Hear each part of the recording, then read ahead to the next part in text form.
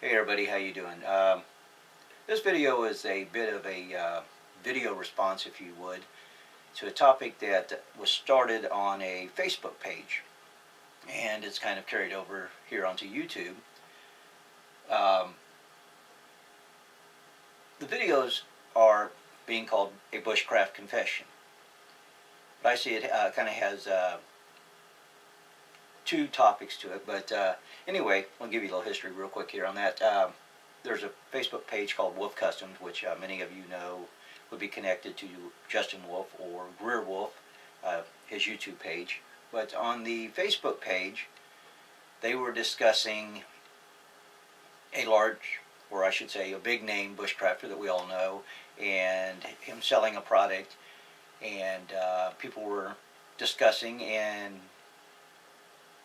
arguing, if you would, on whether he sold out and whether, you know, people buying this product were stupid or not.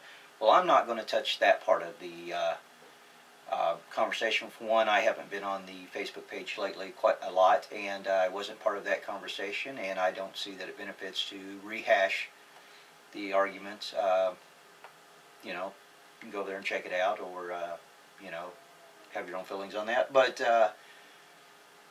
all I will say about it is, hey, if a man can make a living doing this, more power to him. And you know, product you might not find useful, another guy, you know, depending on his level, may find it very helpful, you know, at least in the stage of bushcrafting that he's in, or survival.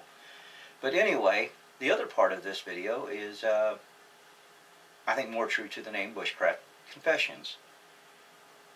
And in that, a lot of guys were telling a little bit about how they got into bushcrafting, some of the things that may not come through in some of their videos, or, you know, behind the scenes, if you would. I'm going to start with, you know, I grew up camping, like a lot of us. I was in Boy Scouts, you know, off and on as I was growing up. Loved the camping. Did a lot of fishing when I was younger with my dad. Weekend camping, you know, going out to the lake, pitching a tent, or staying in a camper, whatever.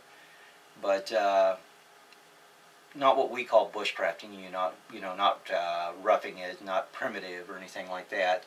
So I call it camping. And even our bushcrafting, you know, if we're serious, a lot of it's just camping, just a little rougher. Not so much of the amenities, you know, that camper or tent camping gives us. But anyway, as I said, I grew up camping and doing a little bit of hunting, and loved fishing. And then went to the Marine Corps when I was 17 and got out of that a lot. You know, when I came back, camping, if you would, you know, I was in my early 20s.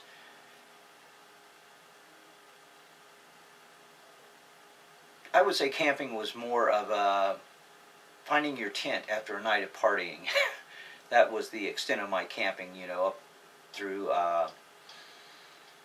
30s and 40s, and then started getting back into hunting and stuff again.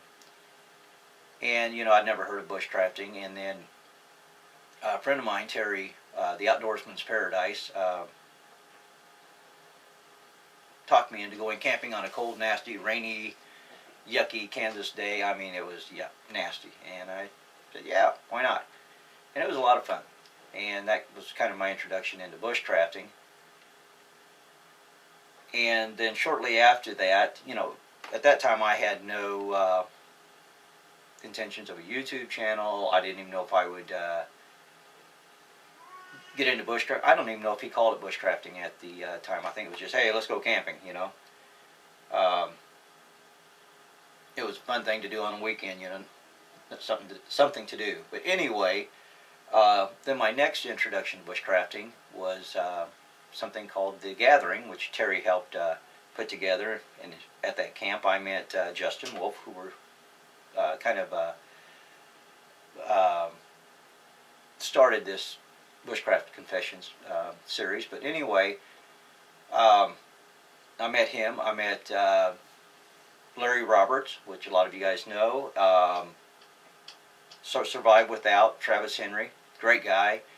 Um, Ed Reitmeyer, Echo Outdoors, got a new channel, might want to go check him out. But I hope I didn't leave anybody out, but of course, The Outdoorsman's Paradise. And while there, I got a little bit more introduction into bushcrafting. They tried to show me the hand drill. Yeah, I was a total failure at it. Never done anything like that in my life. I really questioned what I was doing. Wondered if this was, yeah, this is stupid, what am I doing here? Yeah, I'll just enjoy the camping and having a few beers. So, but there was a part of me that did want to learn how to do that. But then we had a one-stick challenge, and we had everybody there. Of course, Travis Henry won, of course. Great guy, had a lot of knowledge, but I had no clue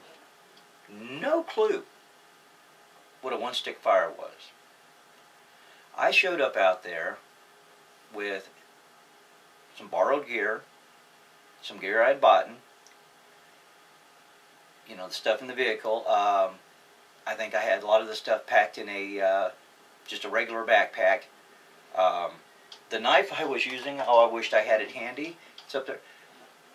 It's actually an old Smith & Wesson knife that I had found while metal detecting, and I mean, it was laying on the ground, so it wasn't like buried or anything. So, but it was pretty bad off.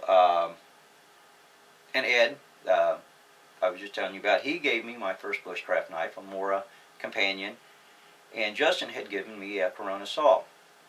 So I had those two tools to work with, but I still had no idea what a one-stick fire was.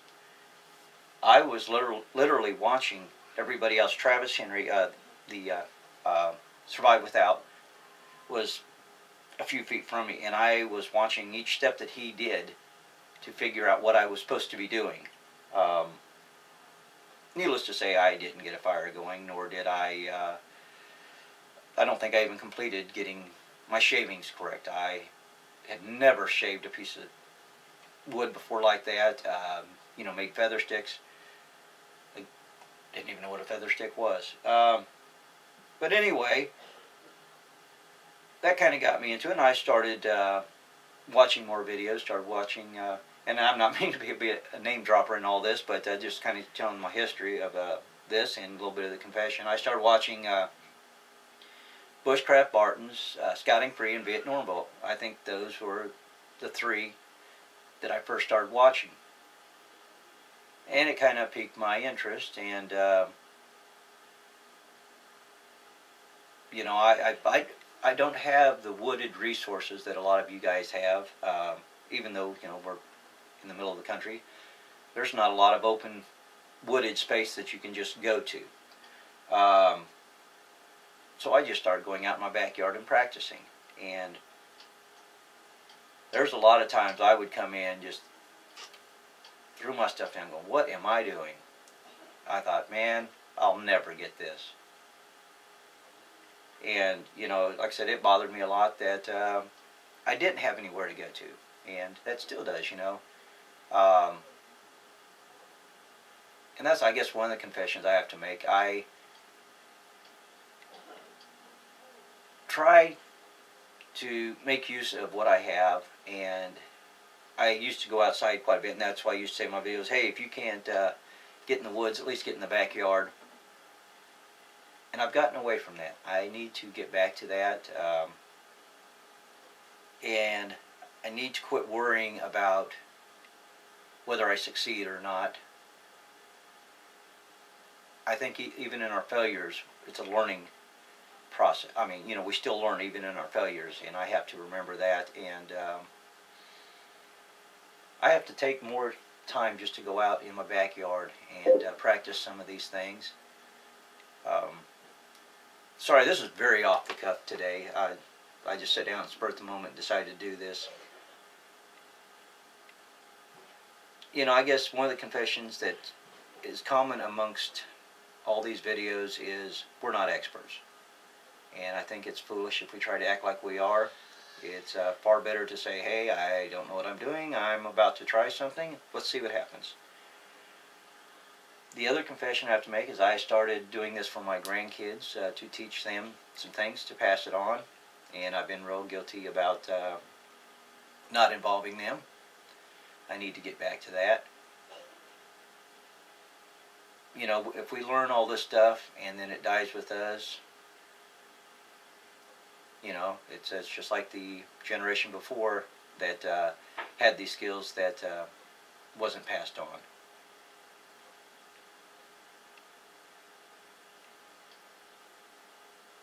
Well, I hope this rambling wasn't too rambly, but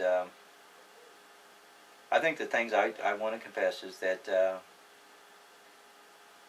it bothers me I don't have the resources to get, and I a lot of times don't want to make a video because I don't have the forest or the woods just to, at the drop of a hat, run off to, you know, and do a video. But I need to get back into just, you know, even if I can, get out in the backyard, whether it's with a camera, no camera, and that's the real thing, is getting out there and doing it for the fact you're just doing it, and for the practice, and for the fun of it. And the other thing is, I need to be passing this on, and I haven't been. I need to get my kids, my grandkids more involved in this, and share what you guys are sharing with me. Well, this is my Bushcraft Confessions. Thank you guys for watching. Thank you for watching.